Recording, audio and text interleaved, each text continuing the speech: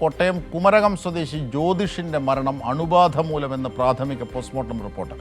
ഭക്ഷണത്തിന്റെ സാമ്പിൾ ശാസ്ത്രീയ പരിശോധനയ്ക്ക് അയച്ചു. പരപ്പിലെ ഷാപ്പിൽ നിന്നും ഭക്ഷണം കഴിച്ചതിന് പിന്നാലെയാണ് ജ്യോതിഷും സുഹൃത്തുക്കളും ചികിത്സ തേടിയത്. വിവരങ്ങളുമായി സനോജ് സുരേന്ദ്രൻ ചേരുന്നു. സനോജ്, മറ്റുള്ളവർക്കോ എല്ലാവർക്കും ഇത്തരത്തിൽ തലക്കറി കഴിച്ച എല്ലാവർക്കും ഭക്ഷ്യവിഷബാധ ഏറ്റിട്ടില്ല. പക്ഷേ ഈ അണുബാധ എന്തൊക്കെയാണ് ഇതിനെ സംബന്ധിച്ച് പറയാനാകുന്നത് ഇപ്പോൾ?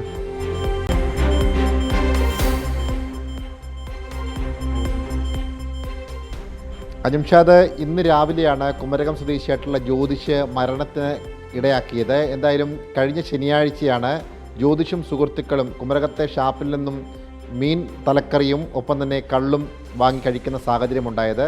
എന്നാൽ തലക്കറി കഴിക്കാത്ത ഈ സംഘത്തിലെ 2 പേരുണ്ടായിരുന്നു. അവർക്ക് മറ്റ് ആരോഗ്യ പ്രശ്നങ്ങളൊന്നും ഉണ്ടായില്ല.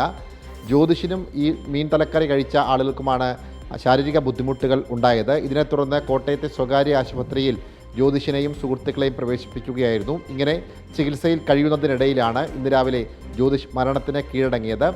മറ്റ് സുഹൃത്തുക്കൾ, ഭക്ഷ്യവിഷബാധയേറ്റ മറ്റ് സുഹൃത്തുക്കൾ നിലവിൽ ആശുപത്രിയിൽ ചികിത്സയിലാണെങ്കിൽ കൂടിയും അവരുടെ ആരോഗ്യനില തൃപ്തികരമാണ് എന്നുള്ളതാണ് പോലീസ് നൽകുന്ന, ആശുപത്രി അധികാരികൾ നൽകുന്ന വിവരം. എന്തായാലും മരണപ്പെട്ട ജ്യോതിഷിൻ്റെ പോസ്റ്റ്മോർട്ടം നടപടികൾ ഇന്ന് കോട്ടയം മെഡിക്കൽ കോളേജ് ആശുപത്രിയിൽ പൂർത്തിയായിട്ടുണ്ട്. പ്രാഥമിക പോസ്റ്റ്മോർട്ടം റിപ്പോർട്ട് പുറത്തു വരുമ്പോൾ അണുബാധ ഉണ്ടായിരുന്നു എന്നുള്ള സംശയമാണ് ഡോക്ടർമാർക്കിടയിൽ രൂപപ്പെട്ടിട്ടുള്ളത്. എന്നാൽ ഇതിനെ സംബന്ധിച്ചുള്ള ഒരു അന്തിമ തീരുമാനത്തിലേക്ക് ഡോക്ടർമാർ എത്തിച്ചേർന്നിട്ടില്ല. ശാസ്ത്രീയ പരിശോധനയ്ക്കായി പോസ്റ്റ്മോർട്ടം റിപ്പോർട്ട് വിശദമായ പരിശോധനയ്ക്കായി അയച്ചിരിക്കുകയാണ്.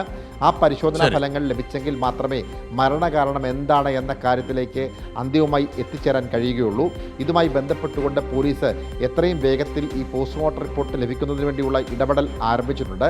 കാരണം ഈ പോസ്റ്റ്മോർട്ടം റിപ്പോർട്ട് ലഭിച്ചെങ്കിൽ മാത്രമേ ഭക്ഷ്യസുരക്ഷാ വകുപ്പിനും നടപടിക്രമങ്ങളുമായി മുന്നോട്ട് പോകുവാനും ഈ ഷാപ്പിനെതിരെ കൂടുതൽ നടപടികളിലേക്ക് കടക്കാനും കഴിയുകയുള്ളൂ.